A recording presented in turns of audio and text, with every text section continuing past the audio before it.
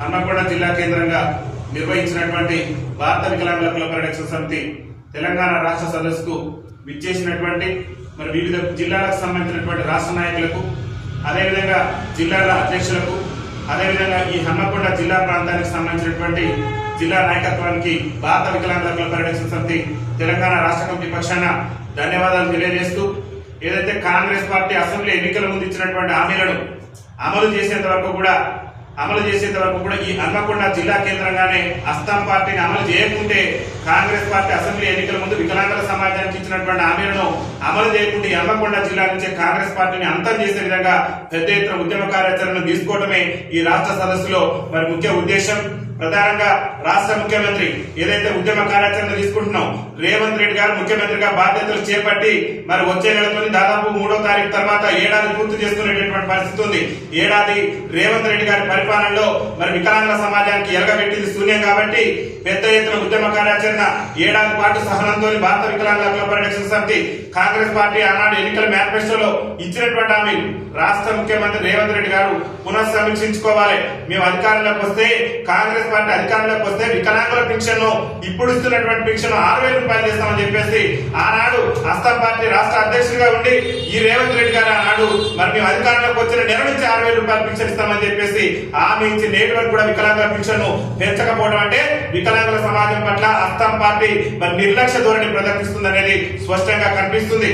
దాంతో పాటు ఆర్టీసీలో వికలాంగుల సమాజానికి 100% రాయితీతో వికలాంగులకు ఉచిత ప్రయాణ సౌకర్యం కల్పిస్తానని ఆనాడు చెప్పినటువంటి అస్సాం పార్టీ అధ్యక్షుడు ప్రస్తుత రాష్ట్ర ముఖ్యమంత్రి రేవంత్ రెడ్డి గారు మహిళలకు ఉచిత రవాణా ఇచ్చి వికలాంగుల సమాజానికి నేటి వరకు కూడా ఉచిత రవాణా ఇవ్వలేదంటే వికలాంగుల సమాజం పట్ల ఈ రాష్ట్ర ప్రభుత్వానికి, ముఖ్యమంత్రి గారికి చిత్తశుద్ధి లేదనేది స్పష్టంగా అర్థమవుతుంది. దాంతో పాటు ఏం చెప్పారు రేవంత్ రెడ్డి గారు, కేసీఆర్ గారు ఉన్నప్పుడు ఆనాడు వికలాంగుల సంక్షేమ శాఖ, గతంలో ఉమ్మడి ఆంధ్రప్రదేశ్ ఉన్నప్పుడు ప్రత్యేక శాఖ ఉంది. కేసీఆర్ ముఖ్యమంత్రి అయిన తర్వాత ఈ శాఖను తీసుకుపోయి మహిళా శిశు సంక్షేమ శాఖలో కలిపిండు. మా కాంగ్రెస్ పార్టీ కనుక అధికారంలోకి వస్తే మేము ఖచ్చితంగా వికలాంగుల సంక్షేమ శాఖను మహిళా శిశు సంక్షేమ శాఖ నుంచి వేరు చేసి ప్రత్యేక శాఖగా కొనసాగిస్తామని చెప్పేసి ఆనాడు అస్సాం పార్టీ రాష్ట్ర అధ్యక్షుడిగా ఉండి ఎన్నికల మేనిఫెస్టోలో చెప్పినటువంటి రేవంత్ రెడ్డి గారికి మరి ఏ ఇబ్బందులు వచ్చినా మాకు అర్థం కావట్లేదు. వికలాంగుల సంక్షేమ శాఖను మహిళా శిశు సంక్షేమ శాఖ నుంచి వేరు చేయడానికి 10 నిమిషాలు కూడా సమయం పట్టదు ఈ రాష్ట్ర ముఖ్యమంత్రికి.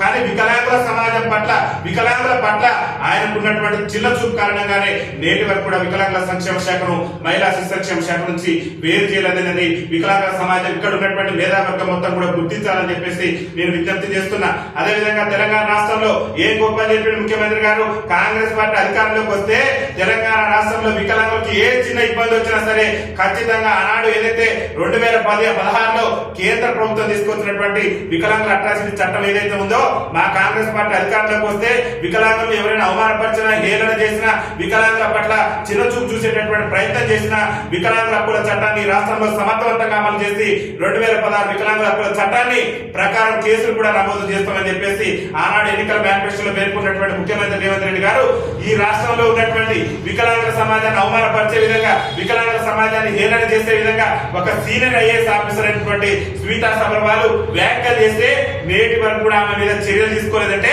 రేవంత్ రెడ్డి ప్రభుత్వానికి వికలాంగుల సమాజం పట్ల చిత్తశుద్ధి లేదు అనేది స్పష్టంగా అర్థమవుతుంది.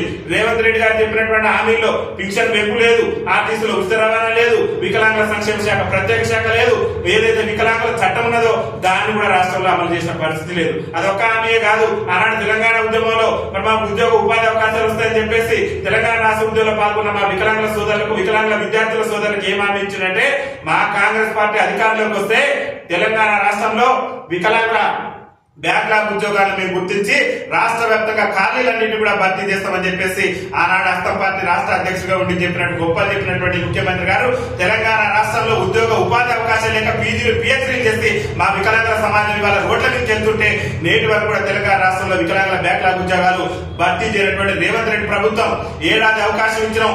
శాంతియుతంగా ప్రజాస్వామ్య పద్ధతిలో హక్కుల సాధన కోసం మేము పోరాటం చేస్తుంటే అక్రమ అరెస్టులు, అక్రమ నిర్బంధాలు చేసి ఈ రాష్ట్ర ముఖ్యమంత్రి వికలాంగుల ఉద్యమాలను అణచివేసేటటువంటి ప్రయత్నం చేస్తున్నారు. కాబట్టి రేవంత్ రెడ్డి గారు ఈ హన్మకొండ ఏదికగా జరిగే మా రాష్ట్ర సదస్సు నుంచి మీకు ఒకటే హెచ్చరిక జారీ చేస్తున్నాం. కాబట్టి రేవంత్ రెడ్డి గారు తేల్చుకునేందుకు మీతో చేసుకొని హక్కుల మీరు ఇచ్చినటువంటి హామీలు అమలు చేస్తున్నా నిన్ను ఇంటి బాట పట్టించడం అనేది నువ్వే తెలుసుకోవాలి. నిన్ను ఇంటి బాట పట్టించేందుకు నువ్వు ప్రాతినిధ్యం వహిస్తున్నటువంటి కొడంగల్ కేంద్రంగానే పెద్ద ఎత్తున మా యొక్క ఆందోళన కార్యక్రమాలను ఉధృతం చేసేందుకు ఈ రాష్ట్ర సదస్సులో హన్మకొండ జిల్లా కేంద్రంగా జరిగినటువంటి రాష్ట్ర సదస్సులో మేము పెద్ద ఎత్తున ఉద్యమ కార్యాచరణ రూపొందించుకున్నాం. ముఖ్యమంత్రి గారికి విజ్ఞప్తి చేస్తున్నాం, మళ్ళీ మీకు అవకాశం ఉన్నది. డిసెంబర్ 3 లోపు కాంగ్రెస్ పార్టీ అసెంబ్లీ ఎన్నికల్లో ఇచ్చినటువంటి హామీ మేరకు వికలాంగుల పెన్షన్ 6,000 పెంచాలి. లేకుంటే నీ సంగతి ఏదో కూడా కొడంగల్ కేంద్రంగానే చూసుకుంటాం. డిసెంబర్ 3 లోపు ఆర్టీసీలో వికలాంగులకు ఉచిత ప్రయాణ సౌకర్యం కల్పించాలి. లేకుంటే నీ అత్త పార్టీ సంగతి అంతం చేసే విధంగా ఉద్యమ కార్యాచరణ తీసుకుంటాం. డిసెంబర్ 3 లోపు ఏదైతే నువ్వు చెప్పినవో వికలాంగ బ్యాక్లాగ్ ఉద్యోగాలు భర్తీ చేస్తారని చెప్పేసి ఆ ఉద్యోగాల భర్తీకి సంబంధించి వెంటనే నోటిఫికేషన్ ఇవ్వాలి.